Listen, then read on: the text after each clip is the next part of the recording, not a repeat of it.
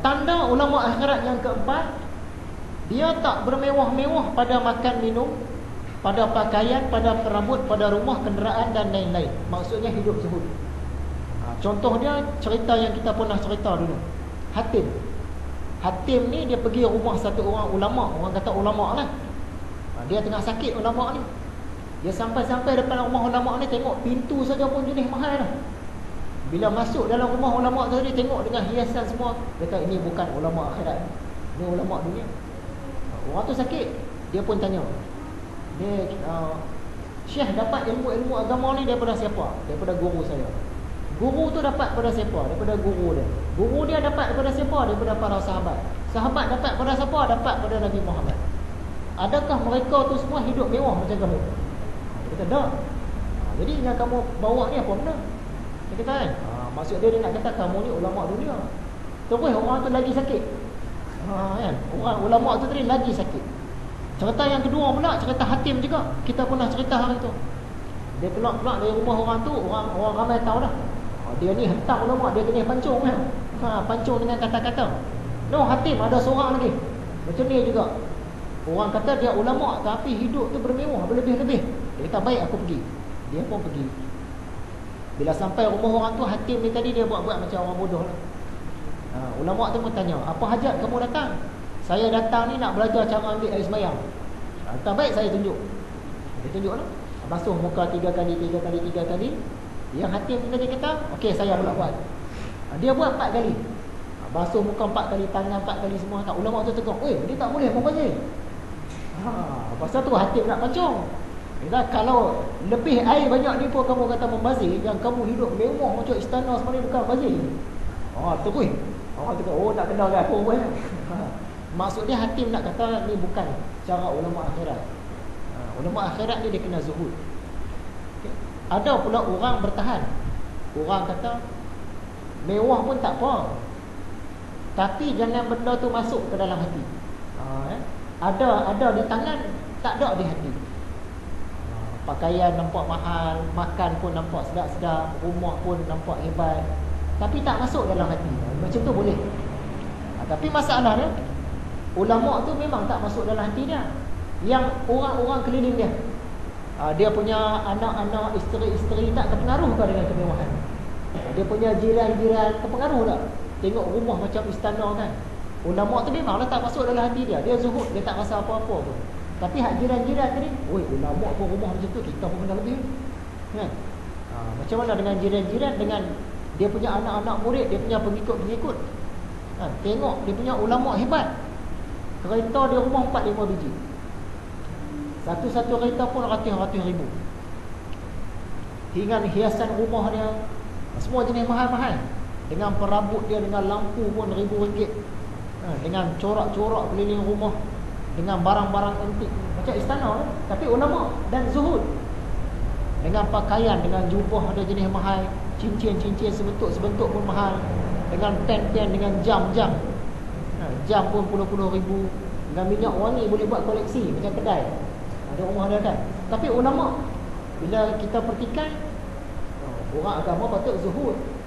Kalau tak nampak miskin pun hidup biasa. Dia mungkin boleh jawab, tak, benda-benda ni di luar saja. Memang ada di tangan saya tapi tak masuk dalam hati. Ada di tangan, tak ada di hati. Dia nak bertahan.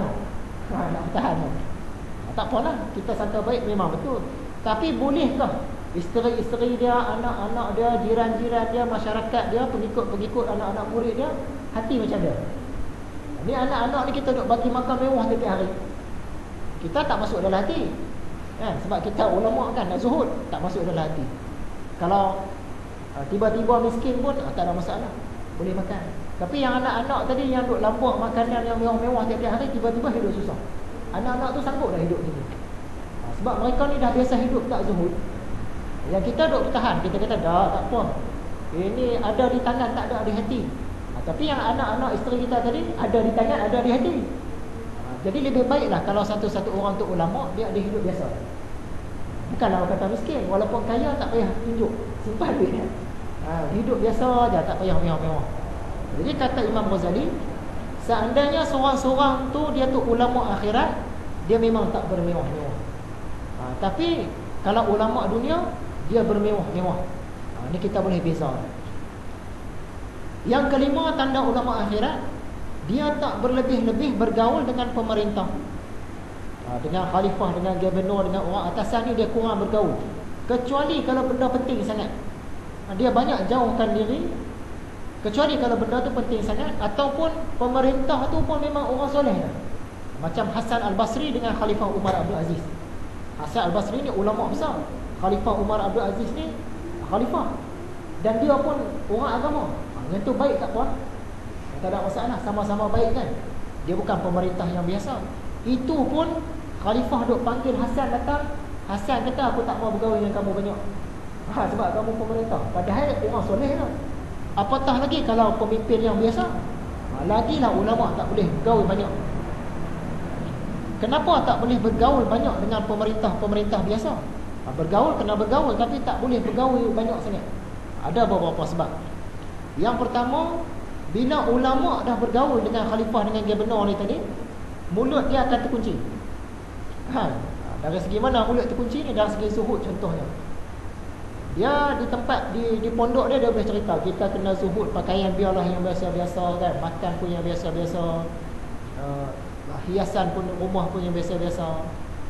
Pergi rumah khalifah, rumah gubernur, bila masuk tengok semua yang mewah-mewah, boleh tak dia cakap kita kenal hal biasa-biasa? Dia tak boleh, dia terkunci pula. Tak kita rasa hati pula kan?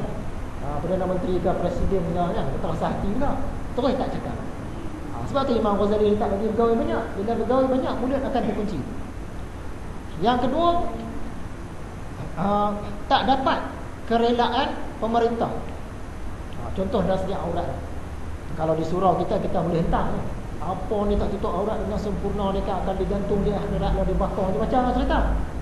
Bila duduk dalam dewan dengan menteri besar, dengan apa, dengan presiden, perdana menteri, khalifah, gubernur semua, tengok tak tutup aurat kita. Kita nak cerita sampai bab aurat ni, kita ni Allah tak boleh cerita. Sakit dia tak rela lah. Tak boleh. Masa tu tak sesuai kan. Ataupun kita akan terpengaruh dengan gaya hidup mereka, iaitu pemimpin-pemimpin yang biasa-biasa, yang bukan ulama. Contoh, Tok Syekh yang mengajar rumah saya, itu presiden, bila mengajar agama. Bila mengajar, masuk parking kereta je, kita dah rasa segan. Kereta keliling dengan kereta presiden, dengan kereta keluarga dia, dengan kereta kawan-kawan dia, semua jenis ratus ribu juta ni. Kita suara buruk, kita masuk parking sebelah. Allah, segan nak parking. Kira ikan dah semua kereta mahal. Lepas mengajar balik rumah pula.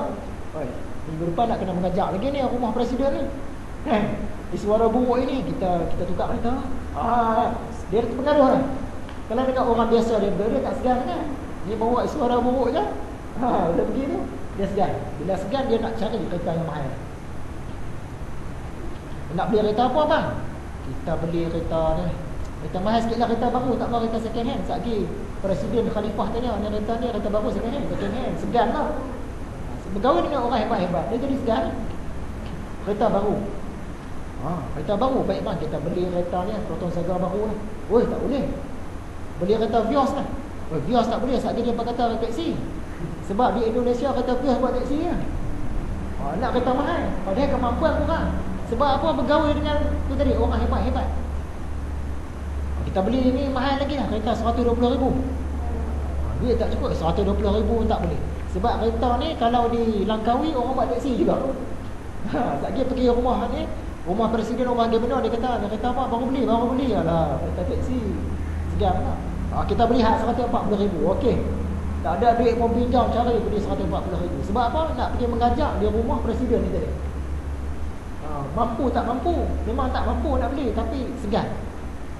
Jadi macam tu. Takut kita terpengaruh dengan gaya hidup dia.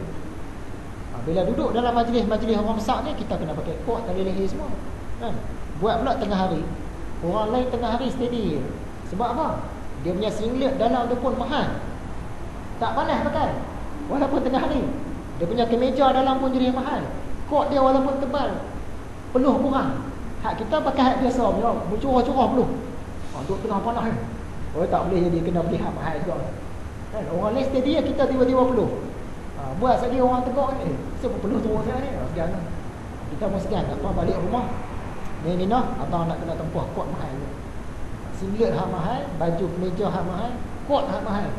Tidak jenuh tengah hari peluh mencurah.